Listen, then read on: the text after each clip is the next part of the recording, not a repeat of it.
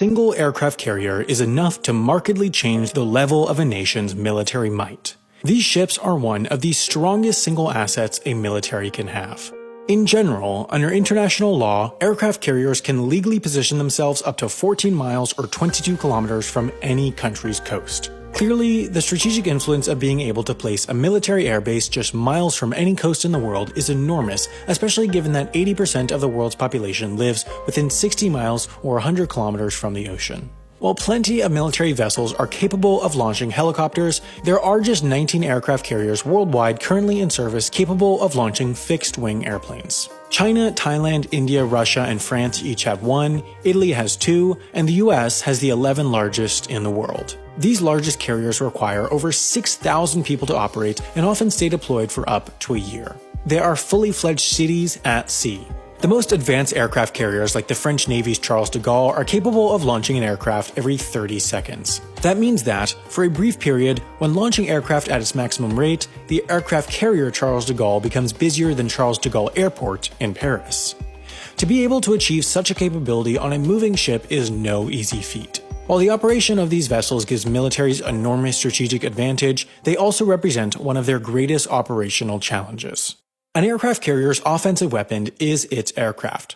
On board, carriers tend to only have a small number of defensive weapons such as surface-to-air missiles and machine guns. But of course, just like any powerful military asset, these carriers are big targets. It is for this reason that carriers never travel alone while on deployment. While the exact composition can change depending on the mission, the carrier strike groups American carriers travel with are typically made up of a guided missile cruiser equipped with Tomahawk missiles, 2 guided missile destroyers, an attack submarine, and a supply ship. An aircraft carrier is the flagship of this strike group, meaning that, in its command area, it not only has a bridge and an air traffic control center, it also has a flag bridge where an admiral commands the entire strike group. Each of the group's ships serves some combination of offensive and defensive roles. The only exception is the supply ship. Most aircraft carriers don't need regular refueling. All 11 American carriers and the French one are nuclear-powered, meaning they can sail an unlimited distance for 25 years without refueling. Even conventionally powered aircraft carriers like the UK's HMS Queen Elizabeth can travel up to 12,000 miles or 18,000 kilometers without refueling, making the need for stops infrequent. While an American or French carrier could hypothetically sail non-stop for years or even decades, what they can't do is carry enough food, which is always needed, and aviation fuel, which is needed for combat operations, to stay at sea for more than a few weeks at a time.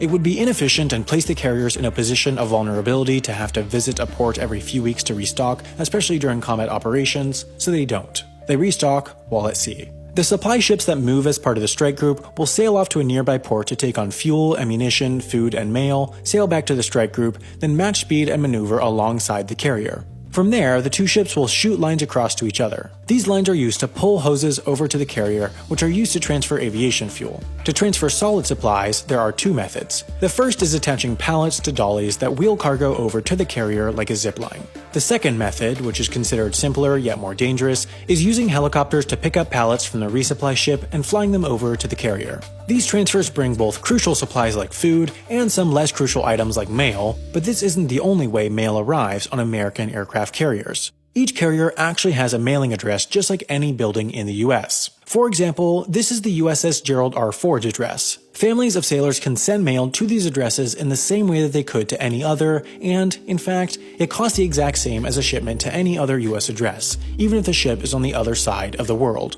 Sailors can even order packages online to their ship. Expedited mail often makes it from an address in the US to a carrier sailing somewhere around the world in just 10 days. Having this speed requires more frequent deliveries than those of the logistics ships, but conveniently, carriers are airports at sea. American carriers currently use a fleet of C-2 Greyhounds as cargo aircraft, providing a high-frequency, often daily connection between carriers and shore.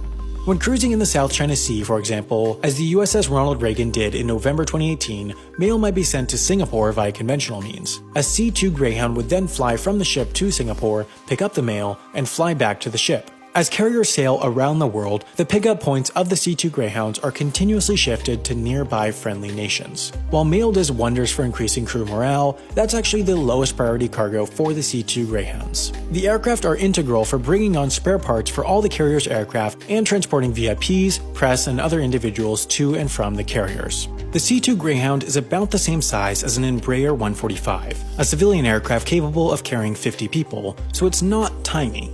The longest aircraft carrier in the world, which also happens to be the newest, is the USS Gerald R. Ford, but even she is only 1,106 feet or 337 meters long. With commercial airports, a runway of 5,000 feet or 1,500 meters, like the one at London City Airport in London, is considered short, while large airports like London Heathrow will have runways longer than 10,000 feet or 3,000 meters. So how do C2 Greyhounds and other aircraft on carriers deal with having runways of only 1,100 feet or 330 meters long? They don't. They take off with just 325 feet or 99 meters of space. All US and French carriers use a system of catapults to get aircraft up to takeoff speed within 3 to 4 seconds. This allows these carriers to launch a decently sized aircraft like the C2 Greyhound with their relatively short decks. Other carriers, like the Chinese and Indian ones, don't have catapults, so they can only launch lighter, shorter-range aircraft capable of taking off with a very short runway. Both these two types of carriers have arrestor wires that aircraft catch on landing to decelerate with a short distance given. Every other aircraft carrier out there can only operate with aircraft capable of vertical landing. What takes place on the flight deck is carefully choreographed chaos. On American carriers, everyone's job is easily identifiable by the color shirt they wear. Yellow shirts deal with navigating aircraft around the deck. Blue shirts are assistants to yellow shirts driving tugs, operating elevators, delivering messages, and more. Red shirts do all the handling and mounting of ammunition. Purple shirts manage aircraft fueling. Green shirts are worn by a few different groups including catapult crews, maintenance personnel, cargo handlers, and more. White shirts are also worn by a mix of personnel including those helping aircraft land, working as medical personnel, and more. And lastly, brown shirts are worn by plane captains, who are not those that fly the aircraft, they're individually in charge of overseeing all work for getting an aircraft ready for flight. The flight deck is a dangerous place given its small size. It's so small that all the carrier's aircraft can't fit on it, but of course just below the flight deck is the hangar. A large carrier can carry up to 100 aircraft, so massive elevators bring aircraft from the flight deck to the hangar for storage when not in use.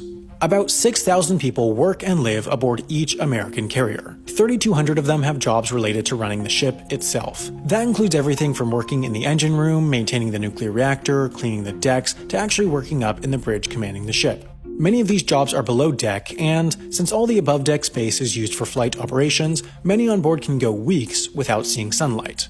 2,500 other personnel are part of the carrier's air wing. If this was an airbase on land, these would be everyone working there, including air traffic controllers, aircraft mechanics, fuelers, pilots, and more. The few hundred remaining personnel work assorted other jobs. In terms of personal space, enlisted personnel, the vast majority of those on board, only get a single bunk in a room with sometimes more than 100 others. Higher-ranked individuals, though, of course have more spacious accommodations. As long-term homes for thousands of people, these ships also have a few small luxuries like stores, gyms, barbershops, lounges, and more, but space is at a premium when 6,000 people are packed into one floating hall, and the mission is paramount. Since their heyday in World War II, some have started to question the place aircraft carriers have in modern warfare. Every operating country aside from the US tend to, at any given moment, have their ships either in combat, in training, or at home. The US tends to use its carriers for a fourth function: power projection. At any given moment, there is almost certainly an American carrier cruising somewhere in the world. In fact, January 2017 was the first time since World War II that there was not an American aircraft carrier on deployment. Even if there wasn't an aircraft carrier on deployment, they're fast. They have a top speed of 35 miles or 56 kilometers per hour, meaning that a Norfolk, Virginia-based carrier could get to the Middle East in just a week. In the Pacific, the US has an even greater advantage since it has the USS Ronald Reagan based in Yokosuka, Japan, from where it could reach the shores of North Korea, for example, in just 29 hours. American carriers spend plenty of time just cruising around the world's oceans, reminding other countries of the US's military power. For example, the USS Ronald Reagan returned from a 4-month deployment from August to December 2018, during which it saw zero combat. It spent much of the time cruising around the South China Sea, an area in which China is attempting to assert military control, much to the US's displeasure. Elsewhere in Asia, American carriers also regularly make visits to the Korean peninsula to remind North Korea of their presence. This reached a peak in November 2017 as tensions with North Korea reached a peak when 3 American carriers loomed near Korean shores. With their enormous power, though, aircraft carriers represent an enormous target, especially in the era of stealthy drones and precise missiles. The sinking of a single US aircraft carrier could result in more American military deaths than the entire Iraq War, in addition to the loss of tens of billions of dollars in military assets. While no aircraft carrier of any nation has been sunk since World War II, it's potentially more possible than one would think. US carriers regularly participate in war games where combat conditions are simulated with allies. There have been 2 concerning incidents in 2005 and 2015 where Swedish and French submarines, respectively, have won the games against US carriers. What this means is that the 2 countries' submarines approach close enough to the carriers where they could have, if they were an enemy in real combat, launch torpedoes and potentially sink the carriers. This, in essence, proves that aircraft carriers, with all their defense, are not as unsinkable as some may say. Meanwhile, the US has already received the first of 10 in a new class of carriers, while China, India, and the UK each have carriers under construction, so, despite their possible obsolescence, we can be sure that the aircraft carrier won't be leaving the world's oceans anytime soon.